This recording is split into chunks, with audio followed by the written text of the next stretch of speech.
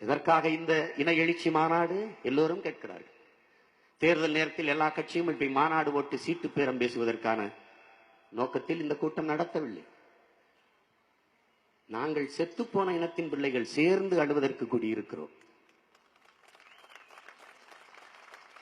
இதற்காக இந்த மாநாடு வெட்டி சாய்க்கப்பட்ட மரத்தின் வேரில் இருந்து துளிர்த்து எழுகிற ஒரு பெரும் புரட்சிதான் இந்த நாம் தமிழர் கட்சி நடத்துகிற இன எழுச்சி மாநாடு.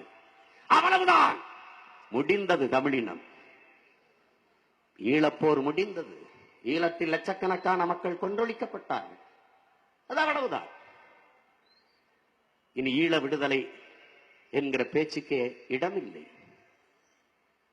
அது கடைசி தமிழன் உலகத்தின் ஏதோ ஒரு ஓரத்தில் உயிரோடு இருக்கிற வரை ஈழ விடுதலை போராட்டம் தொடர்ந்து கொண்டுதான் இருக்கும். ஏன்? ஈழ விடுதலை என் விடுதலை.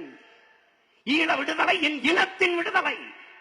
ஈழ தேசம் தொலைதூரத்தில் இருக்கிற ஒரு தூர தேசம் அல்ல. அது உலகெங்கும் பரவி வாழக்கூடிய 12 கோடி தேசிய மக்களின் தேசம். அது ஒவ்வொரு தமிழனுக்குமான தாயகம். அதை கவனத்தில் கொள்ள வேண்டும். குறிப்பாக இளைய தலைமுறை தமிழ் பிள்ளைகள்.